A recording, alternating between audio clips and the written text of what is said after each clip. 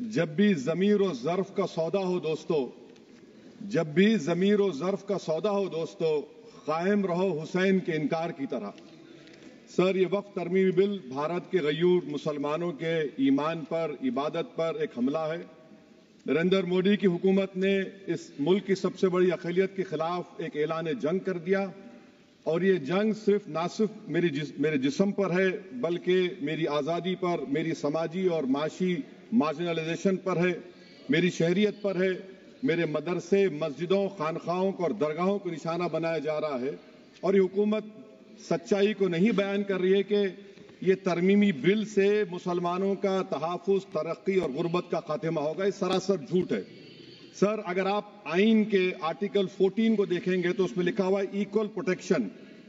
अब आप देख लीजिए सर कि हिंदू, सिख और जैन को और बौद्ध को उनके एंडोमेंट में तहफ़्फ़ुज़ मिलेगा क्योंकि उनका एंडोमेंट बाय यूजर बरकरार है और उनका एडमिनिस्ट्रेशन उनके हाथ में होगा कि गैर हिंदू या गैर उनके मजहब का आदमी दान भी दे सकता है उनके लिए, और एंडोमेंट बोर्ड का तहफ़्फ़ुज़ भी मिलेगा क्योंकि उसके ऊपर ओवरराइडिंग क्लॉज अप्लाई नहीं होगा, लिमिटेशन का कानून उस पर अप्लाई नहीं होगा।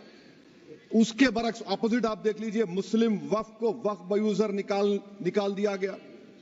एक मुस्लिम वक्फ की जायदाद पर कब्जा होगा, लिमिटेशन लगेगा तो जो एनक्रोचर है, जो खाबिज है, वो रातों रात मालिक बन जाएगा और एक गैर मुस्लिम वक्फ बोर्ड को एडमिनिस्टर करेगा। ये आर्टिकल 14 के इक्वल प्रोटेक्शन का वायलेशन।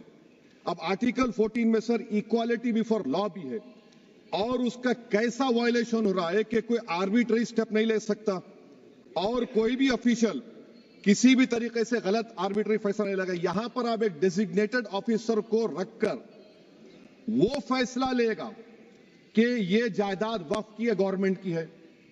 क्या ये प्रिंसिपल्स ऑफ नेचुरलिटी के खिलाफ नहीं है जिसका तकर्रुर एग्जीक्यूटिव करती है? ये हमारे theory of separation of powers Bharat के आइन का बेसिक स्ट्रक्चर का हिस्सा है। क्या इसका वायलेशन नहीं है?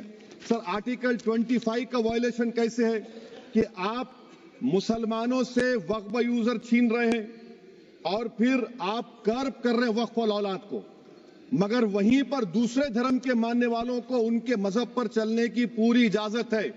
लफ्ज जो आर्टिकल 25 में इस्तेमाल हुआ सर, वो इक्वली एंटाइटल्ड, यहां पर मुसलमानों के इक्वल एंटाइटल्ड नहीं हो रहा। अभी हम गृह मंत्री का, वजीर दाखिला का यहां पर उनका हमने तकरीर सुनी, यहां पर वो ये कहते हैं, वजीर दाखिला, शायद वो कटमुल्ला की जबान ना कह दें, वजीर दाखिला कहने पर वजीर दाखिला ने अपने बयान में कहा कि बोर्ड और काउंसिल जो होगा वो माने वक्फ इस्लाम से अलग है। सर, अगर ये बात सच है आपकी तो फिर आपको ये कानून बनाने की जरूरत ही नहीं है, आप एक नॉन स्टैट्यूटरी बॉडी बना दीजिए। ये जो कानून बन रहा है ना सर, ये आर्टिकल 26 इसका सोर्स है और आर्टिकल 26 जब इसका सोर्स है तो आर्टिकल 26 का ABCD क्या कहता है कि रिलीजियस डिनोमिनेशन को अपने मजहब के अफेयर्स खुद चलाना, मूवेबल इमूवेबल प्रॉपर्टी को लेना और एडमिनिस्टर करना।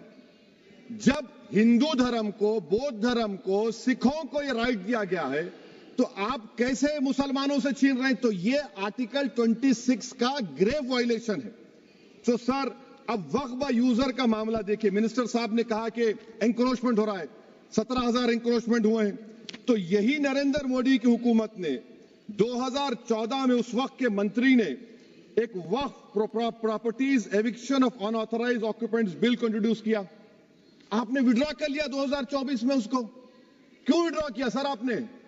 जब आप मान रहे थे कि एंक्रोचमेंट हो रहा है तो आपने बिल को विड्रॉ कर लिया। अच्छा सर, अब वक्फ बाय यूजर को आपने निकाल दिया, माने कंडीशन क्या लगाए कि अगर उसमें डिस्प्यूट होगा और गवर्नमेंट प्रॉपर्टी होगी। सर, डिस्प्यूट तो है। मिसाल के तौर पर मोहिबुल्लाह साहब जिस मस्जिद के इमाम है, पार्लियामेंट के सामने मस्जिद है सर, 123 प्रॉपर्टीज में मस्जिद है, डिस्प्यूट चल रहा है। कल कलेक्टर या डिस्ट्रिक्ट ऑफिसर बोलेगा कि भाई साहब ये गवर्नमेंट प्रॉपर्टी है, स्टिकर लगा दिया जाएगा, मस्जिद बंद, गवर्नमेंट प्रॉपर्टी हो गई, होगी ना सर? अब ये बताइए, आप जब से यहां पर पूरे बीजेपी रूलिंग पार्टी हमको ज्ञान दे रहे हैं कुछ नहीं होगा, कुछ नहीं होगा, मैं दलील के साथ बता रहा हूं आपको ये मस्जिद दिल्ली गवर्नमेंट बोलती हमारी है, वक्फ दिल्ली वक्फ बोलता हमारी है। तो सर वक्फ बाय यूजर, अगर मैं अपनी गवर्नमेंट के खिलाफ वक्फ बोर्ड वक्फ बाय यूजर इस्तेमाल नहीं करेगा तो क्या है सर? अच्छा, ये अमेंडमेंट जब हो जाएगा तो मुझे कहने दीजिए सर, सिर्फ प्राचीन मंदिरों की हिफाजत होगी, मस्जिदों की नहीं होगी। अब सर आप आ जाइए, अगर डिस्प्यूट मेरा एंशिएंट मॉन्यूमेंट से वक्फ का, एक मिसाल दे रहा हूं, दिल्ली में 172 वक्फ प्रॉपर्टीज एएसआई कंट्रोल में है, मैं तो हार ही गया वो, क्योंकि मेरे पास डॉक्यूमेंट नहीं है। आप कह रहे हैं कि डॉक्यूमेंट चढ़ाओ। अगर मेरा गवर्नमेंट से डिस्प्यूट चल रहा है, मैं तो क्लेम ही नहीं कर सकता, क्योंकि आप जज बनेंगे, आप ही फैसला करेंगे, और जब तक आप फैसला नहीं करते वो वक्फ की प्रॉपर्टी नहीं होगी। वो प्रोविजन डाल दिया आपने। अच्छा, अगर मेरा डिस्प्यूट एनक्रोचर से होगा सर, तो एनक्रोचर में तो आपने तो 107 को डिलीट कर दिया। आप रातों रात खाबिज को, एनक्रोचर को मालिक बना रहे हैं। सर मैं ये पूछना चाहता हूं आपके जरिए हुकूमत से, एक मुंबई में एक बहुत बड़े दौलतमंद है,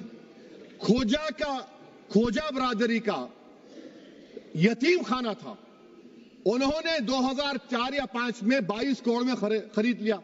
वो केस सुप्रीम कोर्ट में, क्या आप उनको मालिक बनाना चाहती है लिमिटेशन एक्ट अप्लाई करके? हमको बताइए, हम जानना चाह रहे हैं। और सच्चर कमेटी ने सर 2007 में कहा कि दिल्ली के 123 प्रॉपर्टीज की मार्केट वैल्यू 6000 करोड़ की। आज हम 2025 में आ गए, क्यों आप उन प्रॉपर्टीज के खिलाफ पड़े हुए?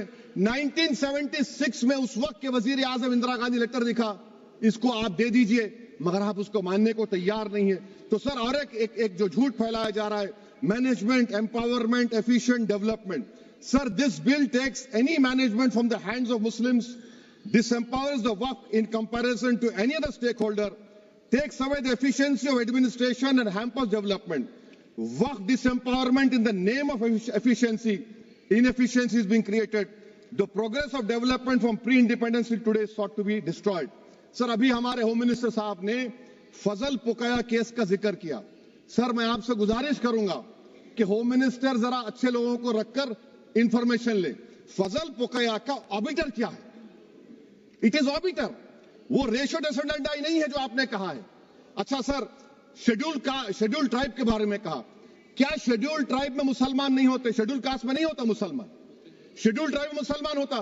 तो क्या आर्टिकल 25 मेरा चला गया, आर्टिकल 26 चला गया, आर्टिकल 14 चला गया, 15 चला गया, 29 चला गया? लक्षद्वीप का एक मुसलमान एमपी है, क्या उसको राइट नहीं है क्योंकि ट्राइबल है? क्या कह रहे हैं आप? इस ऐवान को क्यों गुमराह कर रहे हैं आप शेड्यूल ट्राइब के नाम पर?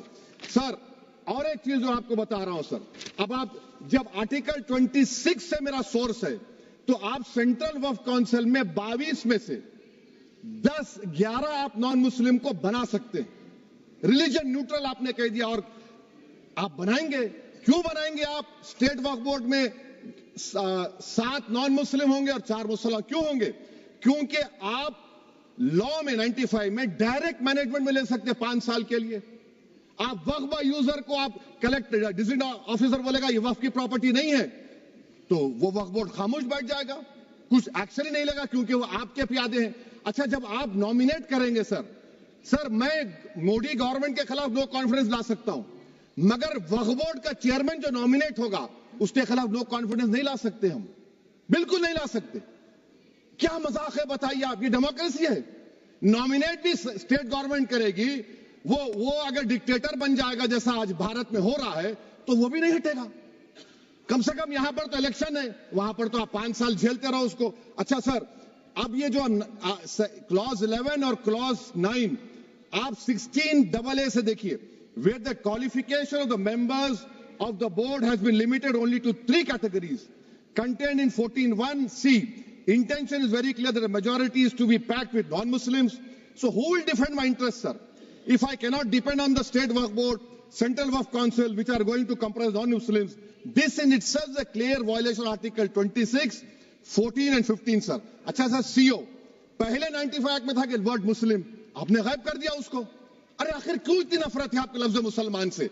अच्छा फिर क्या कह रहे हैं आप कि ये भी आर्टिकल 26 का वायलेशन है? सब जितने हिंदू धर्म के प्रॉपर्टीज हैं, सिख धर्म के हैं, बौद्ध के हैं और आपके जैन के, वहां पर उन्हीं के मजहब का ऑफिसर होगा। और कहां पर नहीं होगा? वक्फ बोर्ड में। Waqf board is a pure religious institution. इसको समझने की जरूरत है। तो आप ये कर दे रहे हैं सर। अच्छा सर, आप देखिए, अब आप आ जाइए ये ट्राइब्यूनल पर।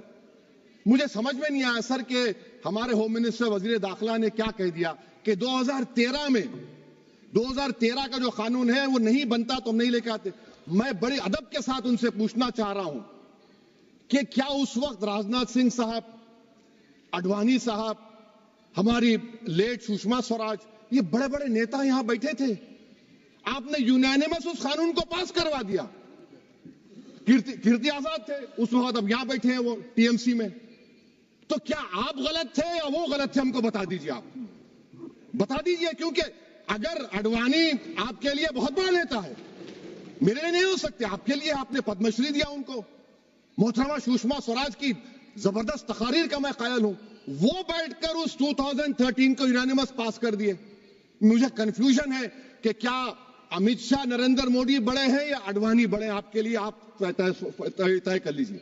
अच्छा सर, आपके tribunal sir, railway Clements tribunal, NGT tribunal, income tax, वैसे 14-15 ट्राइब्यूनल, हिंदू एंडोमेंट का ट्राइब्यूनल, सबका अपील नहीं होती, रिव्यू होता है।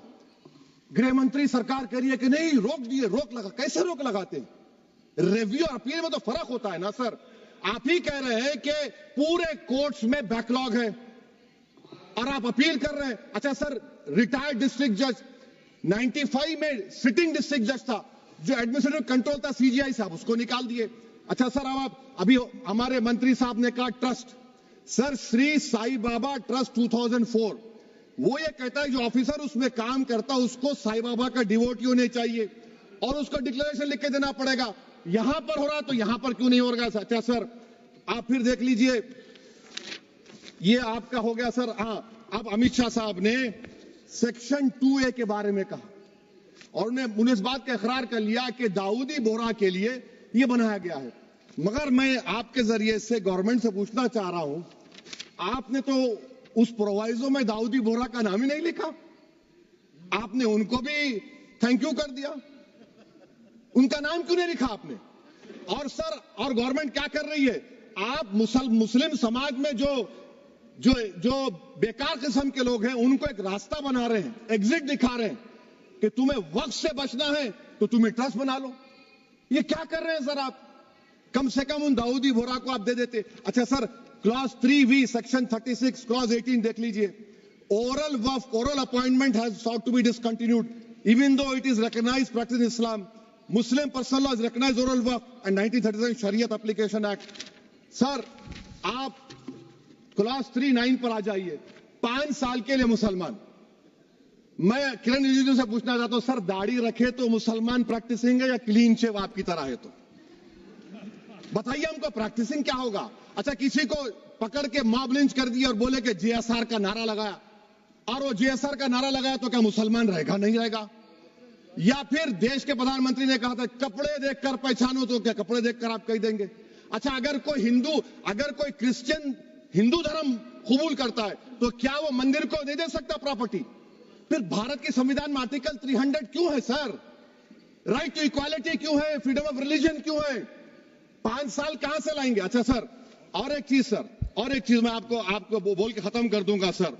इस बिल में वक्फ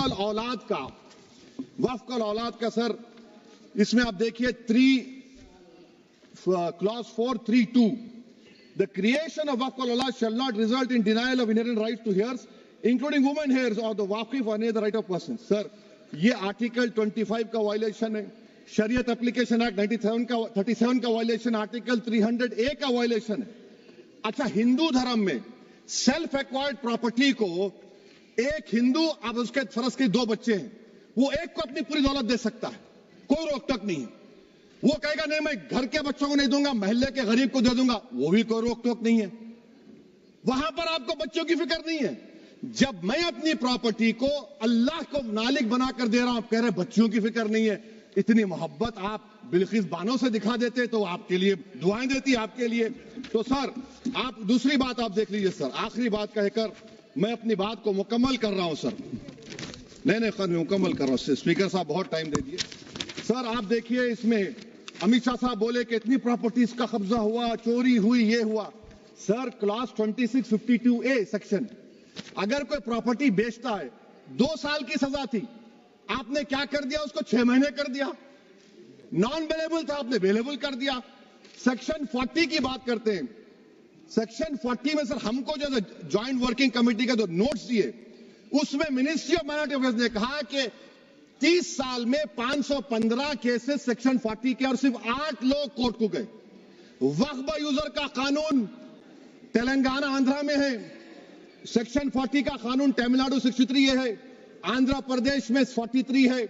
और सर आप डायरेक्शन दे रहे हैं, अच्छा क्लॉज 4218 भी देखिए सर, आप रूल बना रहे हैं, कोऑपरेटिव फेडरलिज्म के खिलाफ है, इतना रूल बना रहे हैं। और आखिर में सर मैं आपको बताना चाह रहा हूं स्पीकर साहब, ये बिल का मकसद सिर्फ मुसलमानों को जलील और रुस्वा करना है, मुसलमानों को दूसरे दर्जे का शहरी बनाने का इनका मकसद है।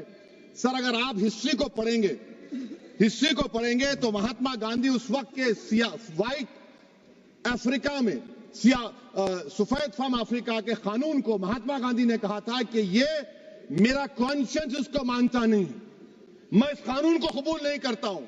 तो महात्मा गांधी ने क्या किया, उन्होंने उस कानून को फाड़ दिया। तो मैं गांधी की तरह इस कानून को फाड़ता हूं। ये अनकॉन्स्टिट्यूशनल है सर। इस देश में झगड़े पैदा करने का काम बीजेपी करना चाहती है मस्जिद और मंदिर के नाम पर, इसीलिए मैं इसका कंडेम करता हूं। और मैं आपसे गुजारिश करता हूं कि मैंने अपने 10 अमेंडमेंट दी हैं, आप इसको कबूल करिए सर, मुझे बोलने का मौका दीजिए और उस पर डिवीजन का मैं डिमांड भी करूंगा। Thank you sir.